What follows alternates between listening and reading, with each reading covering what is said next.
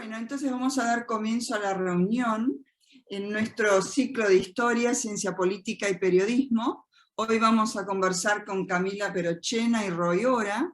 La charla se llama Dilemas de la Historia Pública en su interacción con el periodismo. Bueno, Camila es profesora en Historia por la Universidad Nacional de Rosario, máster en Ciencia Política por la Universidad Torcuato Di Tella y doctora en Historia por la UBA. Actualmente es docente e investigadora en la Di Tella.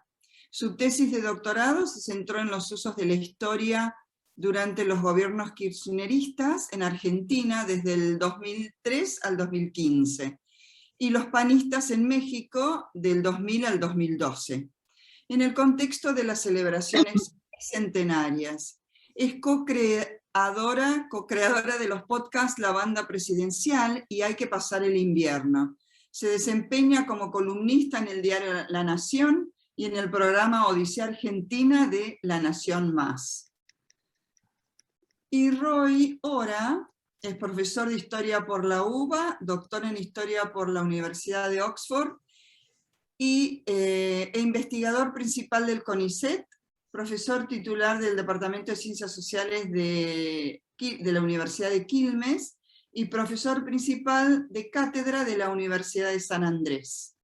Es autor, entre otros libros, de, lo digo directamente la traducción en castellano, existe versión en inglés, Los terratenientes de la Pampa Argentina, una historia social y política, 1860-1945, Los estancieros contra el Estado, del 2009, Historia económica de la Argentina en el siglo XIX, Historia del turf argentino, Una familia de la élite argentina, Los Cenillosa, con Leandro Lozada, y ese libro de 1810 a 1930, Cómo pensaron el campo los argentinos, y el último libro lo hizo con Pablo Gerchunov, La moneda en el aire, conversaciones sobre la Argentina y su historia de futuros imprevisibles.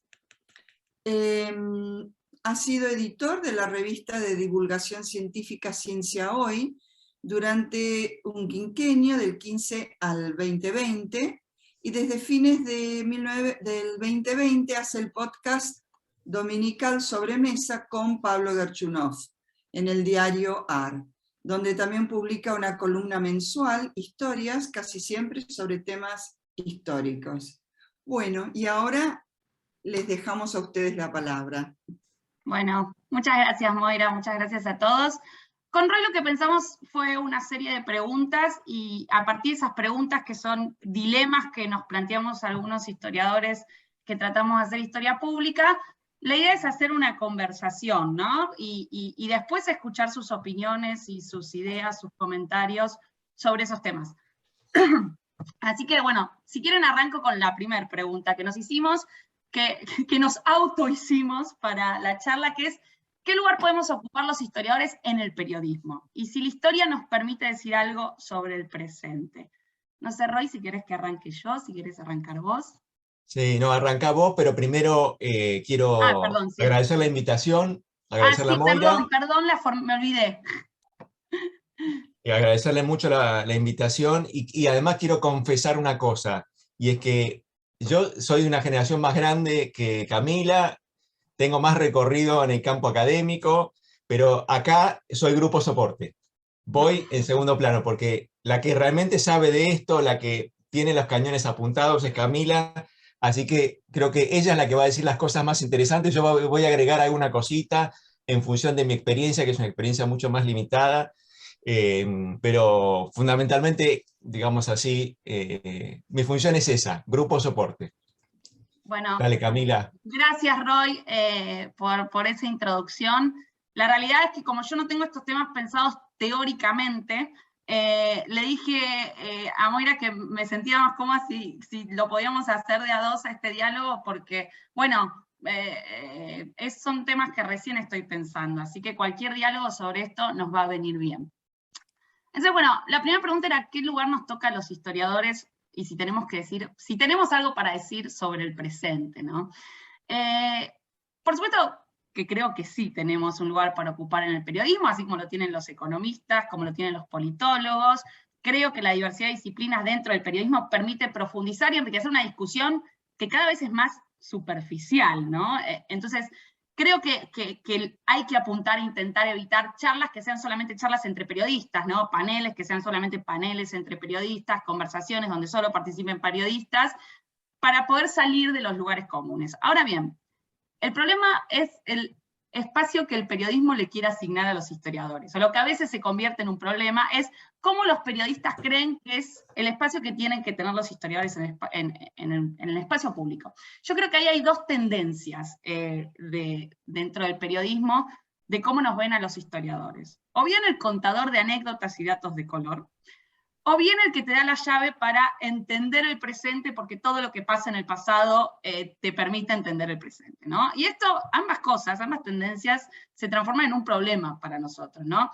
Porque, por un lado, por ahí quieren que hables de cosas completamente intrascendentes, ¿no? Si había paraguas o no había paraguas el 25 de mayo, qué le gustaba comer a San Martín, y esto no es broma, hace, no sé, ahora cuando fue la efeméride de San Martín el 17 de agosto, me llamaron de una radio, de un periodista que uno presupone riguroso, serio, que trabaja temas muy profundos, que solo quería que en la entrevista hablara de lo que le gustaba comer a San Martín. O sea, real, era eso, es como, digo, pero yo no sé qué le gustaba comer a San Martín, puedo decir otra, pero no, la entrevista tenía que ser sobre San Martín y la comida.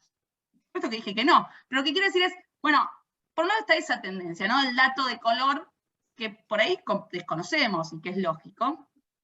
Y después cómo se intenta forzar el pasado para entender el presente. Entonces, ¿qué hacer frente a esa situación? Me preguntaba yo, ¿no? ¿Cómo hacemos los historiadores para no desilusionar, por un lado, la expectativa del otro, pero al mismo tiempo para poder desempeñarnos en nuestra profesión, ¿no? Y la línea, por supuesto, siempre es difícil. Yo creo que los historiadores que buscamos divulgar tenemos que poder decir cosas sustanciales sobre diversos temas, pero también tenemos que poder ilustrarlas con anécdotas o datos de color. Es decir, por un lado vengo a reivindicar la idea del dato de color, poder tener una especie de, ¿cómo decirlo? No sé, de mochila, donde uno pueda tener una serie de anécdotas o datos de colores, teniendo muy en claro que esos datos de colores te permiten decir algo sustancial o más profundo, ¿no? A mí, ¿qué come San Martín? La verdad es que no, aparte que no lo sé, no me permitía decir algo muy sustancial sobre la época. Ahora, hay muchos otros datos de colores que uno puede pensar sobre San Martín o anécdotas que sí te permiten plantear hipótesis historiográficas o usarlos para disparar hipótesis historiográficas. Entonces, por un lado yo creo que hay que tratar de buscarle la vuelta en ese sentido. No rehuirle a la anécdota, porque es lo que genera atracción, pero al mismo tiempo saber bien cómo esa anécdota se puede usar para decir algo un poco más profundo sobre el poder, sobre la época, sobre la sociedad, las relaciones del trabajo, lo que sea. La segunda, me parece, la segunda parte, ¿no? Me parece un poco más difícil de resolver, ¿no? Cuando te exigen que le ayudes a entender el presente.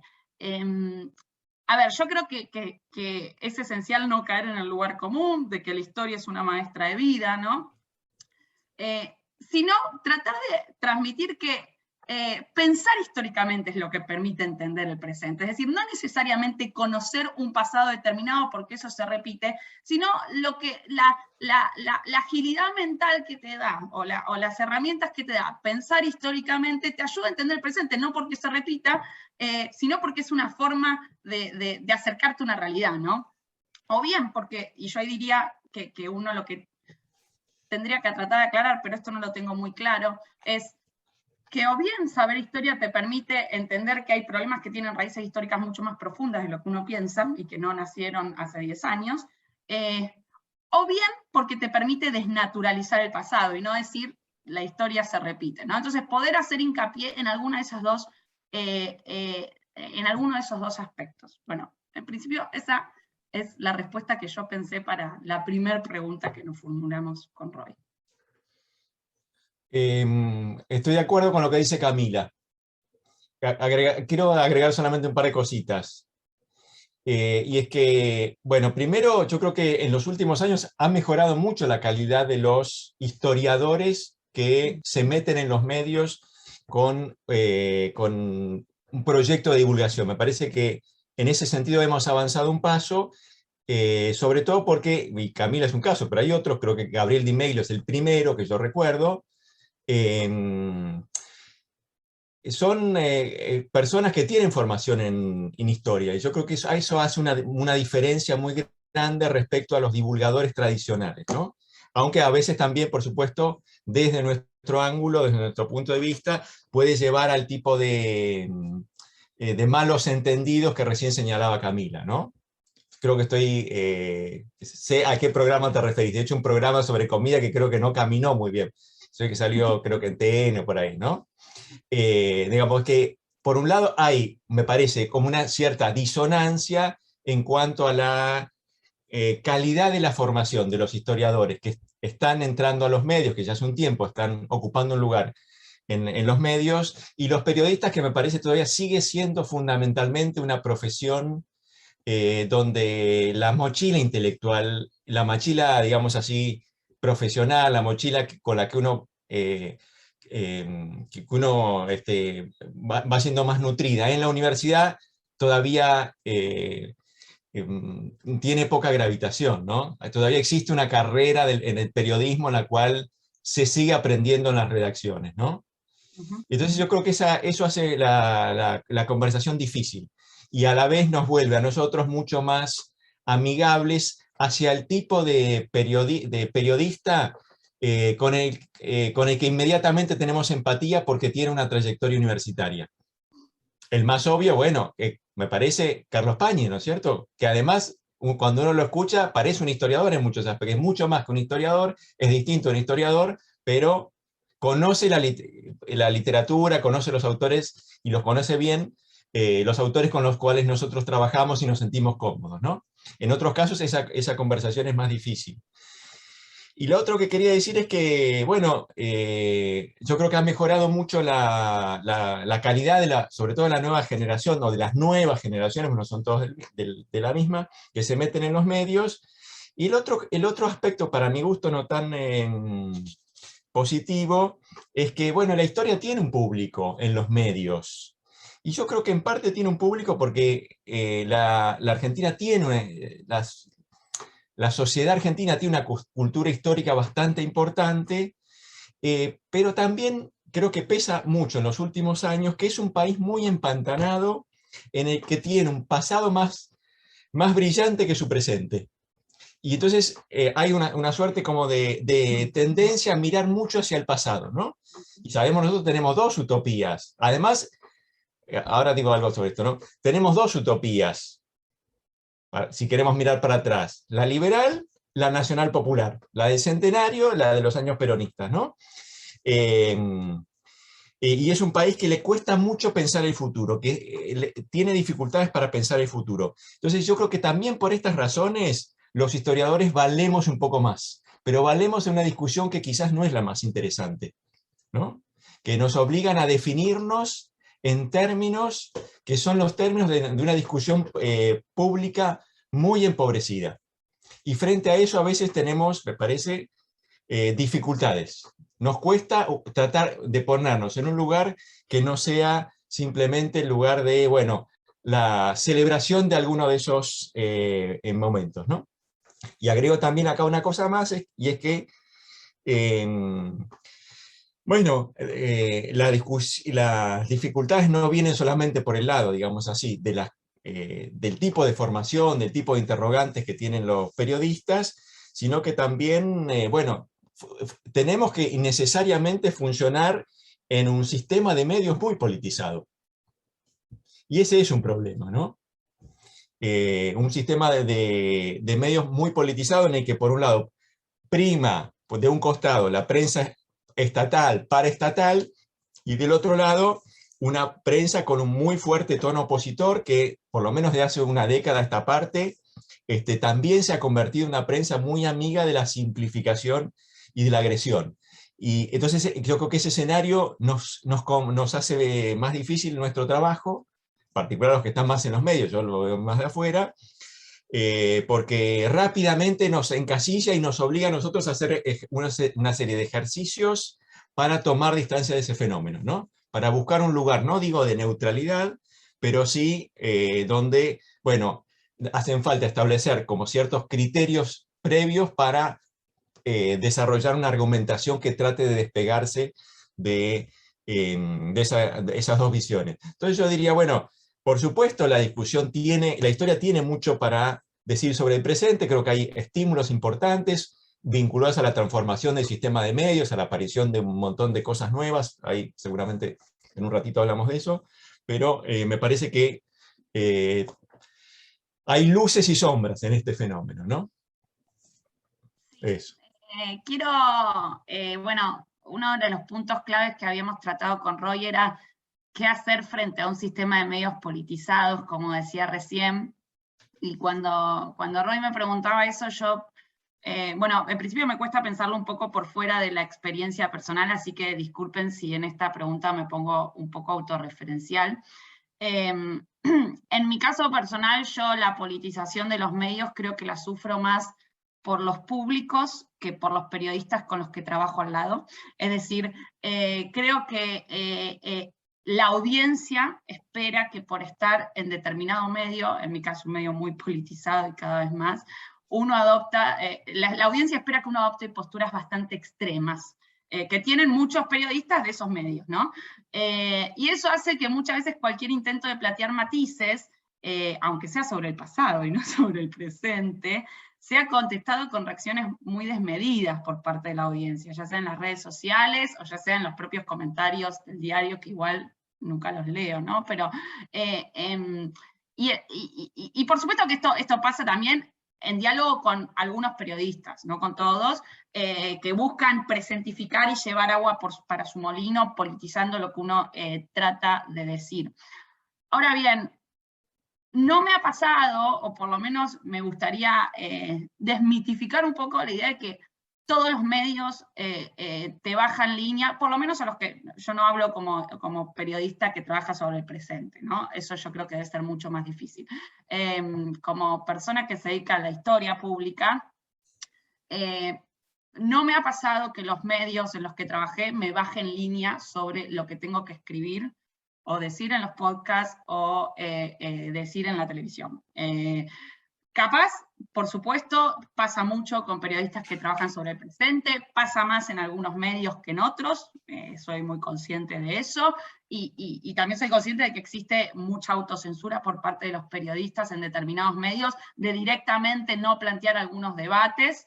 En mi experiencia personal no me sucede tanto cuando hablo del pasado. De hecho, cuando empecé haciendo el podcast, yo hice un podcast sobre presidentes, cada episodio era un presidente distinto, uno de los primeros episodios iba a ser sobre Mitre y el podcast era para el diario La Nación. Por lo cual yo pensaba, bueno, no sé si les va a gustar lo que tienen para decir las entrevistadas de ese episodio, que eran, por ejemplo, Isla Sábato sobre Mitre. No sé si al diario le va a gustar efectivamente lo que vamos a decir, pero ni pregunté, o sea, simplemente hice el episodio y a nadie le importó. O sea, a nadie le importó qué se decía sobre Mitre o sobre la guerra del Paraguay, o si el tipo de historia que se transmitía ahí era una historia mitrista, o si Mitre salía mal parado de ese capítulo, que por cierto, no es un capítulo en el que salga como un héroe nacional, ¿no? Como, digo, tanto Isla Sábato, Alejandro Ujanian, Victoria Barata, que hablaron de ese periodo, plantearon muchísimos matices sobre esa figura. Entonces, básicamente lo que quería decir es que a mí el tema de la politización me preocupa por el discurso que circula en los medios, pero sobre todo porque la audiencia de esos medios está muy politizada y polarizada. Y esa audiencia, después vamos a hablar con Roy del tema de hasta qué punto seguir a la audiencia, medir la audiencia, no tener en cuenta la audiencia, pero esa audiencia exige guerra y te quiere llevar permanentemente a la guerra, ¿no? Entonces yo creo que me siento más incómoda. A veces bueno, esto no le va a gustar a los que me están escuchando, ya lo sé, que con el periodista que tengo enfrente, que por ahí no... digo, por ahí lo toman más como un acting a esa polarización, ¿no? Yo creo que incluso muchos periodistas, hasta los más polarizados, lo viven más como un espectáculo, que como lo viven las audiencias, que no todas, ¿no? Pero digo que por ahí se lo toman más en serio. Pero esto es algo que estoy pensando en voz alta, no sé. Yo creo que comienzo por el final, porque yo creo lo mismo, ¿no? Es decir, en el programa está todo bastante guionado en muchos programas, y hay columnistas, hay panelistas que ya tienen una línea Juego de roles, es como un Sí, juego de rol. rol. Y yo creo que uno como historiador puede jugar también en ese juego de roles. Y ese juego de roles es precisamente no asumir previamente el lugar que ninguno de ellos necesariamente espera que uno ocupe. Y en este sentido yo estoy de acuerdo con Camila en cuanto a que quizás la principal preocupación que tenemos los que a veces vamos a los medios, yo mucho, no tanto con Camila, por supuesto, pero que cuando uno se sienta frente a un periodista es no tanto el periodista, sino más bien el público, ¿no?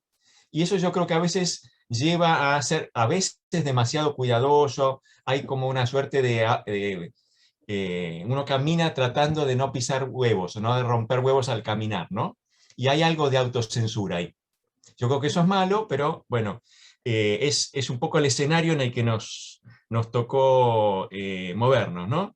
Y yo creo que esas dificultades están en la manera en que está organizada la discusión pública, no es un tema nuevo, no voy a decir que esto es una declinación, yo no tengo una perspectiva decadentista sobre este tema en particular, aunque creo que sobre todo el periodismo está peor que hace un par de décadas. Pero bueno, creo que son dificultades que uno tiene que tratar de graduar cada uno a su manera, pero enfatizando sobre todo, o tratando de hacer un esfuerzo para desmarcarse de esos lugares preestablecidos, ¿no? Prefijados. Y yo creo que tenemos instrumentos para hacerlo. Porque, bueno, cualquier historiador más o menos que puede dar una clase frente a un auditorio universitario puede resituar ese tipo de interpelación de modo tal de, no digo siempre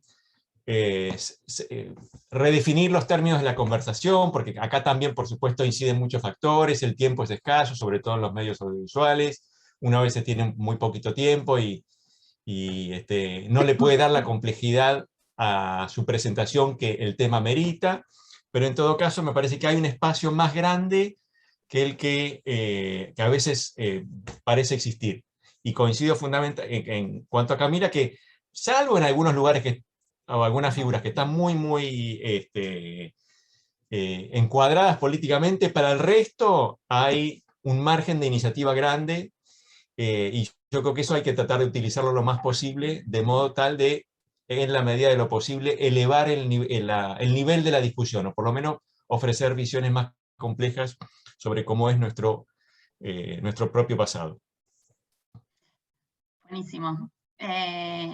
La próxima pregunta que pensamos está relacionada con los formatos para hacer historia pública en la actualidad. Es decir, ¿qué formatos convienen? O no necesariamente conviene. ¿Qué formatos hay y cuáles son las cosas positivas o negativas de cada uno de estos formatos? En principio, creo que un problema de los formatos hoy es que pensar en los formatos exige mucho tiempo para adaptarse a las cosas nuevas que aparecen permanentemente. Es decir, cuando siento que estoy entendiendo Instagram, aparece TikTok. Y hay que pensar, bueno, ¿se puede hacer historia en TikTok en videos de 1 minuto? ¿Qué se puede hacer? ¿Cómo se podría ofrecer? Digo, ya eso, el tema de los formatos, es todo un desafío, porque bueno, lo hace un poco estresante, ¿no? Es una obviedad decir que hoy el diario y la televisión están muriendo, y básicamente están dirigidos a una audiencia muchísimo más pequeña que la que tenía hace 20 años, eso todos lo sabemos, por lo cual creo que uno de los desafíos más importantes para la historia pública en la actualidad es pensar en nuevos formatos, es es tratar de entrar a los nuevos formatos y tratar de conocer y entender esos nuevos formatos. Y pienso que hay dos esenciales en esos, o no esenciales, dos que a mí me parecen mejores para poder hacer y divulgar historia en el espacio público. El primero son los podcasts. Diría que hay diferentes estilos de podcast. Creo que los podcasts que logran más audiencia son los podcasts para historia, ¿no? Son los podcasts que tienen edición, es decir, son los podcasts que tienen mucho trabajo de preproducción y de postproducción, pero tienen una desventaja que son podcasts que requieren muchísimo tiempo. Es decir, hay que sentarse muchas horas para poder sacar 40 minutos limpios y bien consistentes en los cuales se diga algo. Pienso, cuando hice La Banda Presidencial, que fue el primero en el que trabajé, podía llevarnos más de 16 horas poder terminar un episodio que después, al escucharlo, iba a durar 40 minutos. Es decir, 16 horas, ¿por qué? Porque cada episodio había 3 o 4 entrevistados, había que ir a la casa de los entrevistados, hacerles las entrevistas, después escuchábamos las entrevistas, las cortábamos con un programa que se llama Audacity, entonces íbamos sacando 1 minuto, 2 minutos, 30 segundos de entrevistas de 1 hora, por ahí uno sacaba limpios. La idea era eso, no sacar más de 8 minutos de cada entrevista para que no quedara tan largo.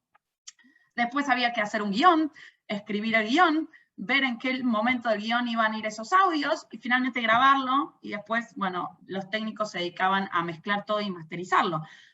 Bueno, todo eso lleva un montón de tiempo, para algo que después es un producto que dura entre 40 minutos y 1 hora. Por supuesto que en términos de audiencia eso funciona mejor. En términos de tiempo, es completamente desgastante. Es lindo el producto final, pero cuesta mucho. Entonces, los podcasts entrevistados para mí son muy útiles, son buenísimos. Capaz tienen una audiencia menor, porque bueno, es entendible que en un momento, y ahora iba a hablar de YouTube, donde se espera que todo pase rápido y te digan todo rápido y te resuelvan todo rápido. Bueno, una entrevista donde uno se toma un tiempo para dialogar y para ir desarrollando ideas, cueste más sostener la atención de la audiencia, ¿bien? Igualmente creo que los dos formatos de podcast son necesarios y útiles, y hay audiencia para los dos formatos. Por un lado el podcast, entonces yo dije que es uno de los formatos que para mí es mejor para hacer divulgación histórica. El segundo, que me parece que es el nicho a explotar, es YouTube. YouTube es más complicado, requiere más trabajo y requiere más gastos, mucho más gastos que el podcast, pero se pueden hacer cosas buenísimas en YouTube. YouTubers de historia en español no hay, y cuando digo YouTubers digo un estilo, o sea, existen videos de YouTube de historia en español. YouTubers son personas que crean contenido de determinada manera, frente a cámara, con determinados ritmos y con periodicidad, es decir, cada 2 semanas, cada 1 mes o cada semana. Por lo menos no hay ninguno de historia en español que, hasta donde yo haya averiguado, haya generado alto impacto. De historia en inglés hay muy buenos youtubers de historia en inglés, o sea, muy entretenidos, que pueden dar contenidos profundos de manera interactiva. Yo creo que ese es el nicho a explorar. No solo diría en Argentina, incluso en América Latina. Bueno, hay una chica, hay una historiadora, youtuber brasilera que hace videos en portugués, que es muy buena también. Por lo cual, me parece que ese es un buen formato a explorar en el futuro. Después, cuando hablábamos con Roy sobre los formatos, bueno, una de las cosas en las que hay que pensar es el tono en el que se transmite el mensaje. Algo dije ya de esto, yo creo que el tono es importante y está relacionado con lo que decía antes, de datos de color, de evitar frases rimbombantes, de algo que es obvio, pero que cosas complejas se pueden decir de manera súper simple, capaz no súper simple, pero se pueden simplificar mucho más de lo que a veces creemos, y yo creo que como el mayor desafío que tenemos está ahí. en cómo hacemos para simplificar o decir de manera fácil cosas, cosas que por ahí en un congreso parecen súper complejas, pero que creo que las pueden, no subestimar al público, creo que el público puede entender muchas de las cosas que nosotros discutimos en congresos o en papers, y que lo que tenemos que hacer es, bueno, buscar la manera de hacerlos entretenidos. En fin, eso es lo que pienso actualmente de los formatos. YouTube sin duda me parece el mejor, pero hay que investigar mucho, ¿no? Hay que, ahora después más tarde vamos a hablar de las audiencias, pero hay que estar atenta al tono, a la dinámica, a qué cosas funcionan, qué cosas no funcionan, porque todo lo que se hace hoy en esos nuevos formatos es así de rápido. Y los jóvenes, que son los que miran YouTube, están acostumbrados a ese ritmo. Cualquier otro ritmo los duerme. Entonces, bueno, eso es creo que uno de los desafíos más difíciles que tenemos en cuanto a los formatos. No sé qué opinas, Roy, ¿cómo lo ves? Yo no tengo mucho para agregar sobre esto, sobre este tema en particular, porque no lo conozco. Camila está muy atenta, tiene el radar en los temas que hacen referencia a la transformación de los formatos de divulgación, en fin. Yo en eso, la verdad, no podría decir demasiado. Agrego solamente un par de cosas. Y es que yo soy un historiador tradicional y yo me reconozco como parte de una comunidad que en líneas generales es muy conservadora. Yo me siento parte de esa comunidad conservadora, ¿no? Es decir, por ejemplo, yo me subí a Twitter hace un año y tuvo que suceder, el mundo tuvo que ser impactado por una pandemia para que eso sucediera. De otro modo, no sé si hubiera pasado. ¿Sí? Y yo, entonces ahora entré en Twitter y que yo, pues estoy encerrado en mi casa, ¿qué voy a hacer? No puedo ir al archivo, tengo que encontrar ocupación para mi tiempo, y entonces me metí ahí. Con mucho temor, con mucho cuidado, tratando de entender cómo funcionaba eso. Y una de las cosas que descubrí es que hay muy pocos historiadores ahí, que la mayor parte de los historiadores no está, ¿no? Entonces, en ese sentido, hago referencia al hecho de que es una comunidad, bueno, poco amiga de las transformaciones que están teniendo lugar en la esfera pública de masas, en la conversación pública de masas, para decirlo de alguna manera, ¿no? Y simplemente agregaría que yo creo que, bueno, en relación con lo que decía Camila, hay muchos públicos, ¿no? Y creo que uno tiene que, si tiene algún interés en dar unos pasos en esta dirección, tiene que buscar el público que mejor se acomoda a sus propias sensibilidades. Una de las cosas que aprendí en esta, no digo incursión en los medios, pero acercamiento, es algo que me dijo un colega economista que se llama Walter Sosa Escudero, que es muy bueno en divulgación, no sé si lo conocen. Escribió un libro sobre Borges y la matemática. Bueno, es muy bueno Walter, ¿no? Me toca dar una charla para gente que no es historiadora. Me convoca Sebastián Campanario. Y lo que me dice Walter es, sé vos, tenés que ser auténtico, eso vale, eso tiene un valor, ¿no? Es decir, trata de comunicar de una manera que refleje tu compromiso con las cosas que estás haciendo y la manera que lo estás haciendo.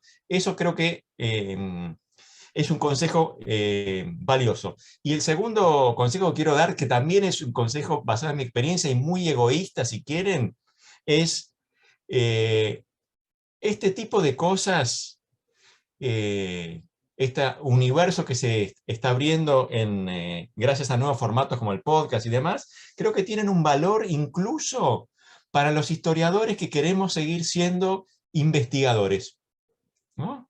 Y en mi caso en particular, reflexionando un poco, hago un podcast con Pablo Gerchunov, ¿no? Ahí en el diario AR. Una de las cosas que es un podcast que, contra lo que sugiere Camila, y tiene razón Camila, no tiene producción. El día miércoles, nos cruzamos unos WhatsApps con Pablo, ¿de qué hablamos mañana? ¿No? ¿Por qué motivo? Bueno, porque tiene que, y eso es lo que pide el diario, que esté lo más cerca posible de la agenda que se está discutiendo en ese momento. No puede ser un tema de la semana pasada, ¿no? Porque eso supuestamente tiene alguna incidencia sobre la cantidad de gente que lo escucha. Finalmente no es tanta, pero pues, si estuviese fue un poco más afuera de los temas de la semana, probablemente lo escucharía menos gente, ¿no? Entonces tiene muy poca producción. Y eso seguramente, bueno, lo encaja dentro de un nicho. La gente que está dispuesta a escucharse 15 a 20 minutos a dos historiadores hablando de un tema, ¿no? Y lo coloca claramente por fuera del otro andarivel, que es el del tren supersónico, donde Camila está subida, ¿no? Que, por ejemplo, la banda presidencial tuvo, ¿cuánto? Más de 1 millón de No oyentes, ¿no? llegamos a 1 millón, pero sí, más de ¿Están medio ahí? millón seguro, Sí. sí. Bueno, 500 000. Digamos, yo no quiero hablar de los números de sobremesa, pues son muchísimo más chiquitos, es otra escala, ¿no? Pigmea. Bueno, son dos cosas distintas, yo creo que son fenómenos incomparables, pero desde el punto de vista de los intereses que predominan en mí, que son los de un historiador, que es un investigador, una de las cosas que yo aprendí es que esto me ayuda mucho a pensar, ¿no? Me ayuda mucho a colocar las piezas en las piezas sueltas del rompecabezas. Y independientemente de cuán bien sale el podcast, yo siempre me quedo con algo más para darle vueltas. Uh-huh. Y en más de una ocasión después escribí en algún articulito que en alguna medida es un resultado, bueno, no tanto de lo que yo sabía en el momento en el que fui a tener una conversación de 15 minutos, sino de las cosas que surgieron ahí y de las cosas que me quedé pensando, ¿no? Entonces yo creo que esto es lo señalo simplemente para mostrar que esto tiene una productividad que no es simplemente el que deriva de tomar un nuevo camino, ¿no? Sino que resulta también, tiene productividad para aquellos que tenemos ganas de seguir siendo investigadores, ¿no? Sí, estoy de acuerdo. A mí me sirve para pensar temas también, y quiero aclarar que Roy se hace el modesto, pero que Roy entró a Twitter y en un año tenía miles de seguidores, que es algo que, no sé, es muy difícil. Así que le agarró el formato muy rápido a ese espacio. Nuestra próxima pregunta que nos hicimos está relacionada con la relación con el público. Y un debate que se da en historia pública, que es la tensión que hay entre una idea, podríamos decir, tutelar o iluminista del historiador y la interacción con el público, ¿no? La pregunta sería, ¿el historiador debe proponerse enseñar algo que el gran público no conoce?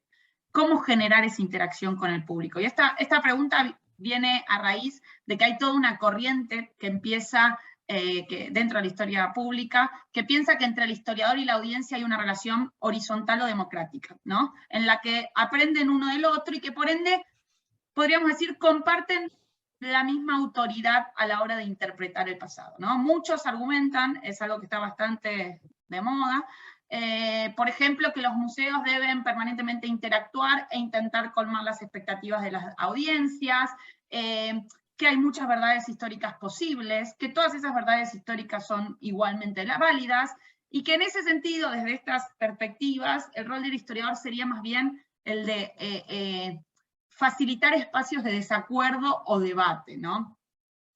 A mí esa idea de divulgación histórica no me convence mucho. No me queda claro qué tendríamos los historiadores profesionales para ofrecer si todo se puede colocar en el mismo nivel de igual. O sea, si todas las verdades históricas son igualmente verdaderas. Creo que, bueno, nos especializamos en una disciplina con ciertas reglas, métodos, y que esa disciplina debería capacitarnos para tener una voz que no necesariamente es estrictamente horizontal. Pienso que, no sé, nadie se atrevería a decirle a un infectólogo o un científico que lo que tiene para decir sobre la pandemia es igualmente válido que lo que tengo para decir yo sobre el coronavirus. Y pienso que eso debería poder pensarse también para los historiadores.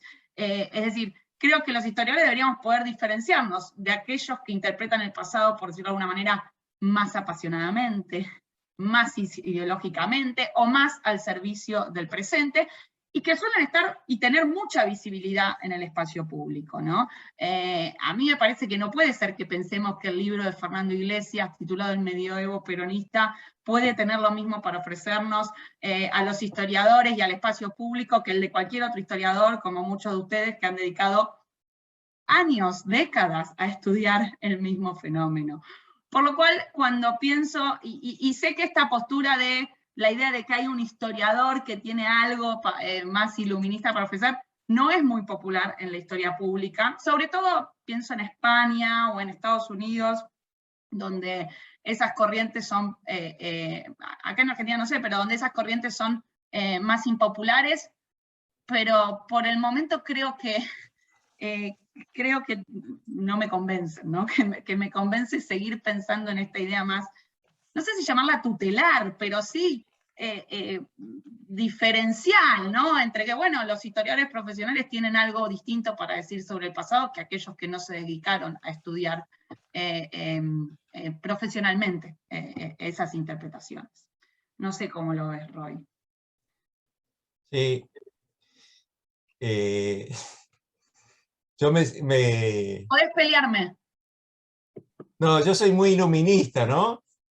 Bueno, eso, sí, yo estoy paradísimo ahí, pero yo creo que tampoco es muy bueno cuando uno va a levantar el dedo en los medios, ¿no? A poner su propia contribución en el marco de una polémica con visiones simplificadas. Me parece que eso incluso a veces corre el riesgo de poner a la voz del historiador un poco en el mismo plano, como parte de una discusión que reconoce a todos como iguales, ¿no?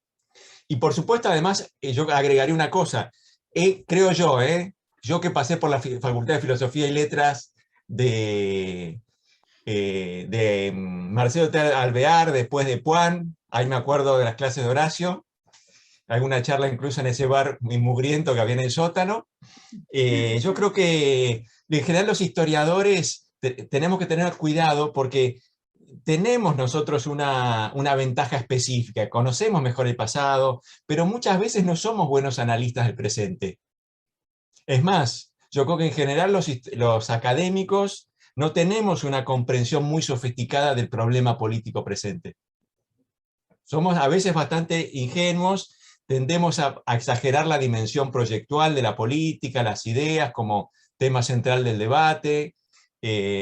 Con frecuencia a veces presentamos visiones un poco moralistas de cómo es el debate político. No creo que entendamos bien la política, me parece. ¿Sí? En general uno, desde las atalayas pobladas como esta que tengo acá, con muchos libros, solemos cometer errores, ¿no es cierto? Y eso a veces nos hace poco felices en nuestras intervenciones en tanto a veces encuadramos nuestras interpretaciones sobre el pasado a partir de visiones un poco simplistas sobre el presente. Pero de todos modos yo creo que nosotros tenemos un saber específico y tenemos que tratar de valorizarlo. Y entonces un poco en los términos en los que lo planteaba Camila, decía, bueno, somos un ciudadano más. Yo creo que no, pero me gusta esa idea de historiador ciudadano, pero historiador ciudadano con un recurso peculiar, un recurso particular que es esa mayor densidad de nuestra comprensión de los discursos sobre el pasado. Y creo que en este sentido, si yo tuviera que decir, bueno, ¿cuál tiene que ser nuestro horizonte? ¿Cuál tiene que ser nuestra misión en tanto historiadores? Es ampliar los horizontes del debate ciudadano. No tanto decir cómo son las cosas, sino decir, bueno, hay algo más complejo, hay cosas importantes que no están siendo dichas en esa conversación pública, tenemos que prestar atención a tales discursos por sobre otros, tales son los temas más importantes, tales son los temas accesorios. Si vos querés entender el peronismo, bueno, mejor léete a Samuel Amaral, léete a Juan Carlos Torre, déjalo de Fernando Iglesias de lado, no te va a llevar a ningún lado eso, ¿no? Parece que esa sería un poco nuestra misión, que no es una misión, es una misión en un punto tutelar, ¿no? En el sentido de que trabajamos, tenemos instrumentos como para orientar a los ciudadanos, pero yo diría como parte de ese rebaño, no desde la Torre de Marfil, sino como ciudadanos que tienen un saber específico distinto a otros, que pueden proyectar luz sobre algunas dimensiones, sobre algunos aspectos, no sobre todos, sobre algunos aspectos específicos, puntuales, de la conversación pública sobre el pasado y sobre la relación entre pasado y presente. Podríamos ir, que me parece bastante importantes, y que la veníamos anunciando, es cómo nos relacionamos con los números y las mediciones de audiencia, y hasta qué punto tenemos que seguir esos números y esas mediciones de audiencia, porque me parece que es un problema bastante actual, es un problema que excede por mucho a los historiadores que están en el espacio público, es decir, es el dilema que atraviesa todo el periodismo hoy, y es lo que se suele llamar como clickbait, ¿no? ¿Cuántos clics tiene la nota que escribiste en el diario? ¿Cuánta gente entró? ¿Cuánta gente permaneció leyendo la nota hasta el final? Es decir, hoy todas las webs de los medios de comunicación generan esos datos. ¿Cuántos clics y cuánta gente se quedó viendo esa página? Todo eso queda registrado y de eso dependen un montón de cosas, ¿no? ¿Cuánto dinero ponen los anunciantes en ese medio de comunicación? A más clics, más plata. Cuanto más tiempo estés, más plata. ¿Cuánta visibilidad tiene la nota que uno escribió en la web de un sitio, de un medio? Ya sea en la web del diario A, ya sea en la web de La Nación. Bueno, el diario ahora es mucho más relajado con eso. La Nación, Clarín, Infobae, son medios clickbaits. Y eso explica por qué hay tantas notas al estilo, ¿no? La insólita respuesta de Messi a Antonella. Y entrás porque querés ver cuál es la insólita, aunque no te importe nada la vida de Messi a Antonella, querés ver cuál fue esa insólita respuesta, ¿no? Bueno, eso por supuesto hace cada vez mucho más difícil hacer un periodismo serio y profundo, y por ende también hace mucho más difícil la tarea de la divulgación histórica en los medios. Pienso, a ver, yo creo que no hay que someterse a clickbait, pero que hay que tratar de entenderlo. Y hay que entender que, por ejemplo, si uno titula una nota, no sé, el error fatal que cometió Frondizi y le costó su presidencia, seguramente va a tener más clics que una nota que se titule Las tensiones entre Frondizi y las Fuerzas Armadas, ¿no? Por decirlo de alguna manera. Yo creo que hay que mirar la medición de audiencia, pero que no hay que obsesionarse con ella, es decir, no hay que quedar sometido al clickbait, pero hay que poder saber qué es lo que mantiene a la gente atenta a la lectura de un artículo, a escuchar un podcast o a ver un video. Es decir, creo que es una muy buena herramienta la medición de audiencia, los datos que podemos generar, y nunca tuvimos tanta información sobre qué le gusta al que está del otro lado de la pantalla, y por eso me parece que no hay que ignorarla, que sería de necio ignorar y decir, bueno, yo no quiero ver nada, no me interesa saber cuánta gente leyó esto, no me interesa saber si esto funciona, siempre y cuando uno quiera hacer historia pública. Si uno quiere escribir una nota de vez en cuando, no tenés por qué ver si eso funciona en el clickbait. Digo, si uno está preocupado por llegar a un público más amplio, ¿no? Y creo que hay que saber usarlos, o sea, saber usar esos datos, conocerlos, pero sin perder el espíritu de lo que uno quiere transmitir. Roy hace un rato hablaba de la sensibilidad, ¿no? Yo creo que no, creo que hay que conocerlo sin perder esa sensibilidad propia de cada uno, lo que a cada uno lo hace sentirse cómodo e identificarse, sentirse cómodo con lo que está diciendo, ¿no? No tener vergüenza de eso que uno está diciendo. Para mí ese es el límite de no perder el espíritu, ¿ok? Voy a llevar una medición de audiencia más amplia, pero no me da vergüenza lo que estoy diciendo. Puedo seguir entrando a la universidad y no tener miedo de que mis colegas digan, qué boludez la que dijiste ayer. Bueno, sí, eso seguramente me puede pasar, pero sin sentir esa vergüenza, diría. Y hasta acá fui hablando del clickbait más que nada en los diarios, pero me parece que, por ejemplo, este tema de medición de audiencia, para esto que decía hace un rato, que es YouTube, es espectacular y hay que aprovecharlo y hay que saber usarlo. Si en algún momento alguien decide hacerse un canal de YouTube, digo. Ahí es muy clave. Bueno, ¿qué videos de YouTube funcionan? ¿Cómo hay que titularlos? Si pones Revolución Francesa en el título, que es algo que la gente suele googlear, bueno, es probable que tu video tenga más visibilidad. Si pones algo un poco sanguinario en el título, capaz tu video también tiene todavía más visibilidad. Si pones, si haces títulos así con punch, después uno en el video puede dejar su espíritu, ¿no? Puedes decir, mirá cómo te engañé, te metí en un video de Revolución Francesa y de repente te estoy hablando de Furet.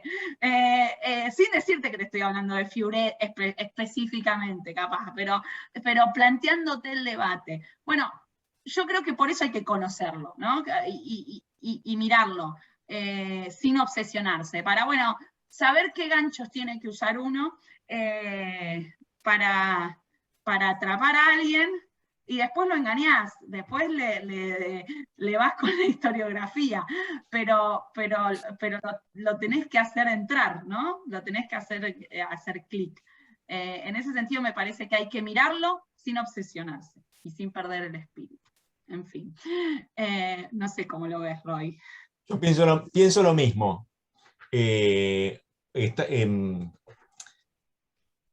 Estamos sometidos a una serie de presiones que no son nuevas, pero que han crecido en importancia porque ahora hay indicadores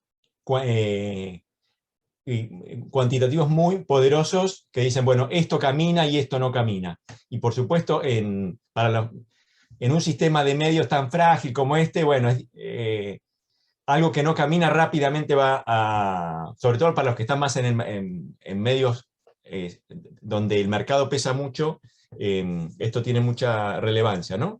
Pero yo tengo una aproximación muy parecida a la de Camila, ¿no? Y en el fondo diría, tampoco es un problema tan nuevo, ¿no? Porque todos nosotros a veces decimos, bueno, a mí no me gusta hablar en público, pero nos pasamos la vida hablando en público, frente a audiencias cautivas, por supuesto, la mayor parte de nosotros, ¿no? Los estudiantes. Y todos tenemos la ambición de dar buenas clases. Y dar buenas clases significa conectar con ese público, ¿no? Ellos, por supuesto, al final del curso tienen que dar un examen, tenemos ciertas ventajas, lo tenemos ahí agarrado, pasamos lista, pero creo que a todos nos gusta que la clase nos salga linda. Y eso significa conectar con esa audiencia. Y entonces yo pienso que, bueno, por supuesto, esas audiencias en el sistema de medios más abierto, cuanto más abierto es el sistema de medios, más impacientes son, más tensionadas están por otras ofertas, ¿no? Y en este sentido, bueno, tenemos una serie de dificultades, pero diría, no son nuevas, ¿no? Y esto me hace acordar un debate que hubo hace por más de una década, que a mí me resultó muy interesante, entre, me desvío un segundo del tema para volver, entre Manolo Mora y Araujo, que hacían encuestas de opinión, y Beatriz Arlo. Beatriz Arlo tenía una visión puramente iluminista. Decía, no, un dirigente político tiene que decir cómo son las cosas. Tiene que decir, no, esto hay que hacerlo así, hay que ser honesto, directo, franco. Y Mora y Araujo, y entonces las encuestas lo único que hacen es llevar a los dirigentes políticos, a los que aspiran a ocupar un lugar en la vida pública, a hacer seguidismo de la opinión pública.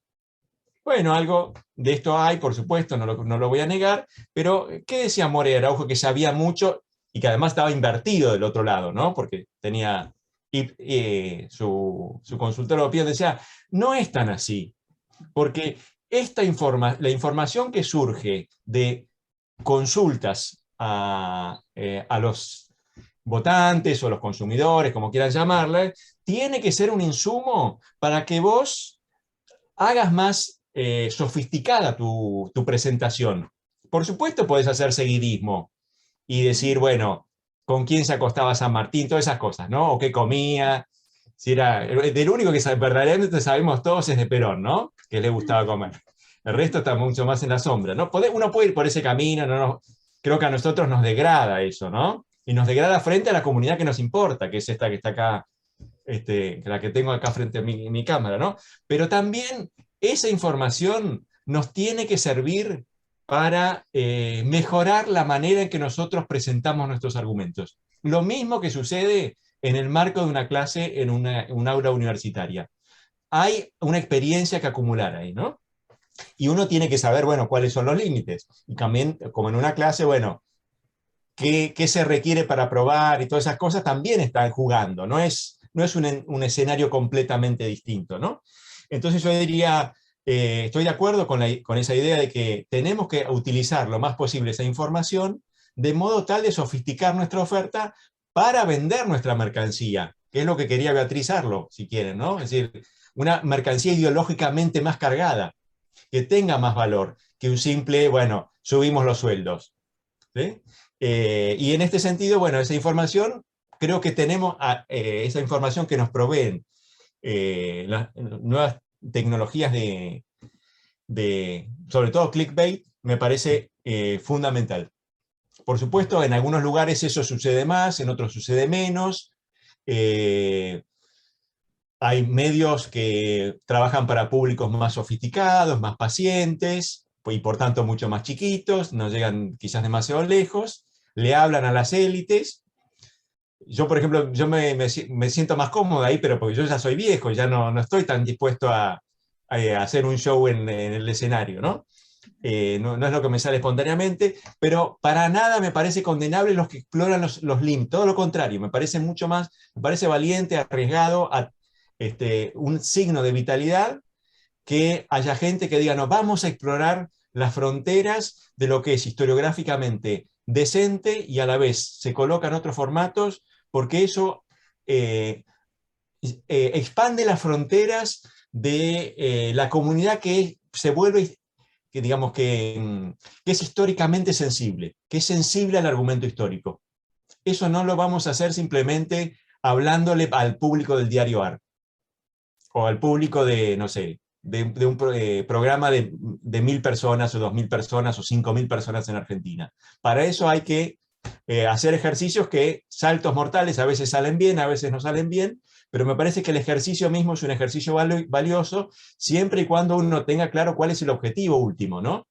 Ese, para mí es el objetivo, si quieren, de Beatriz Arlo en esta polaridad, que es no decir que el candidato diga cualquier cosa, sino que a través de una serie de recursos que aprenden el propio ejercicio de la comunicación, sea capaz de producir un mensaje con el que se sienta cómodo, con el fondo mismo del mensaje, el núcleo de ese mensaje, envuelto en un ropaje que sea más amigable hacia esos públicos que son públicos, como decíamos, impacientes, tensionados por otras ofertas.